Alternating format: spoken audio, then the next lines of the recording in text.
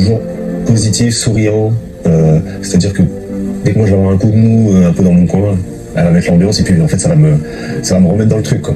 Oui, Jen est quelqu'un de très optimiste, de très spontané. Ouais, optimiste aussi. C'est ça qui a émergé en fait. Parce que... Déjà, elle est trop belle au naturel, quoi. Elle est trop belle, c'est ouf. Jennifer, t'es trop ma sœur, on a 1 an de différence. Bon, faut que je reparle du dernier épisode parce que j'ai dit beaucoup de choses, ok. J'ai beaucoup attrapé la veste de Kane, ok. C'est pas comme si je vais lâcher sa veste parce que c'est Jennifer Mago. Donc Kane, j'étais dans mon radar, mon gars. Mais bon, ce qu'on voit quand même de Kane, c'est quand même quelqu'un qui se remet en question, qui verbalise. Donc prenons en compte que c'est des qualités positives et que c'est quelque chose d'encourageant. Et faisons confiance à Jennifer qui quand même a une intelligence émotionnelle qui est assez élevée. Elle est vachement mature. Et faisons confiance au fait que s'il commence à être bancal, c'est elle qui prendra la décision, tu vois, d'en parler ou d'attraper sa veste, quoi, en live. Donc, bon, peut-être que j'ai été un peu dure, je l'avoue. Peut-être que j'ai été un peu dure. Peut-être que j'ai utilisé Kane, disons, ce qu'il était en train de nous montrer comme, disons, un exemple. Pour illustrer beaucoup de comportements qu'on retrouve souvent chez les hommes, malheureusement. Et que Kane, finalement, bon, peut-être que c'est pas aussi bancal que ça, Moi, je propose qu'on reste dans l'espoir, parce que moi, j'ai quand même envie d'y croire. Et espérons que ce qu'il dit, c'est vraiment la réalité. Et par rapport aux mots que Jennifer a partagés et tout sur ses réseaux et tout, que le fait que ce soit quelqu'un d'intègre, quelqu'un de droit...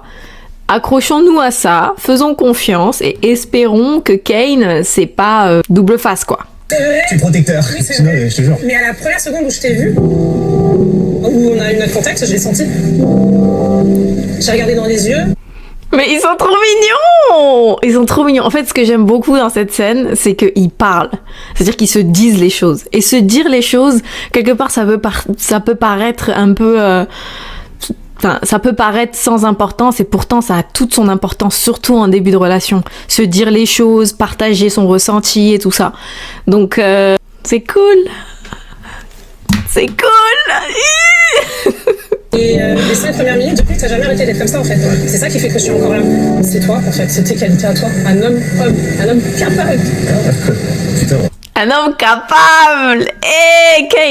Kane. Même si Jennifer, elle est gentille avec toi, nous, on n'est pas gentils. Nous, on n'est pas gentils. On t'a dans le viseur, mon gars. Comporte-toi correctement. Comportement, mon gars. Comportement, s'il te plaît. On n'a pas envie d'attraper ta veste. Sincèrement. Ça fait longtemps que Non, mais c'est vrai. Tu vois, c'est beau quand même qu'il en parle parce que c'est vrai que les hommes, en fait, du fait qu'ils grandissent, comme disons, leur côté émotionnel un peu atrophié, un petit peu laissé à l'abandon, disons, à cause des stigmates qui collent aux hommes, du fait qu'on essaye de ne pas leur faire ressentir leurs sentiments, on essaye de faire en sorte qu'ils rentrent dans une espèce de performance très tôt dans leur enfance, fait que, en fait, ça devient des hommes et des adultes qui ont du mal émotionnellement, tu vois. Et c'est vrai que souvent ils intériorisent beaucoup et ils ne parlent pas des choses qu'ils vivent, des difficultés qu'ils rencontrent, ils intériorisent énormément et du coup c'est bien qu'ils soient ouverts sur ce point-là. Vous voyez ce que je veux dire? C'est que des fois les hommes ils se travestissent entre guillemets parce qu'ils osent pas parler de ce côté émotionnel sur lequel eux n'ont pas de contrôle parce qu'ils n'ont pas été habitués à deal avec ça. Et du coup, ils préfèrent souvent cacher. Alors que c'est souvent la clé vers l'épanouissement en couple, finalement. De parler de ces zones d'ombre, de parler de ces moments et de ces choses qu'on n'arrive pas trop à maîtriser, surtout les sentiments et surtout chez les hommes. Donc le fait qu'il en parle, qu'il soit un peu transparent là-dessus et qu'il ose être dans l'inconfort et qu'il ose être un peu dans la vulnérabilité comme ça, sur ce sujet-là, c'est vraiment un très très bon signe, je pense. Donc j'ai attrapé ta veste un peu beaucoup au dernier épisode Kane. Donc je lâche prise un peu sur la veste, mais j'attrape ça quand même un peu quand même. Et tu sais, le truc, c'est que, en fait, au final, les hommes, on n'attend pas d'eux qu'ils soient parfaits. On attend juste d'eux qu'ils soient intègres, transparents et qu'ils aient une morale. Ils fassent pas juste des actions parce que ça leur traverse la tête ou parce qu'ils en ont envie. surtout quand ça implique quelqu'un d'autre. C'est ça qu'on dit en fait finalement.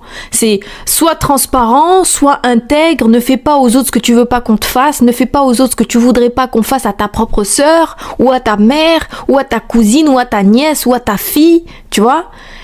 Et a priori ça devrait être correct si les deux personnes sont justes.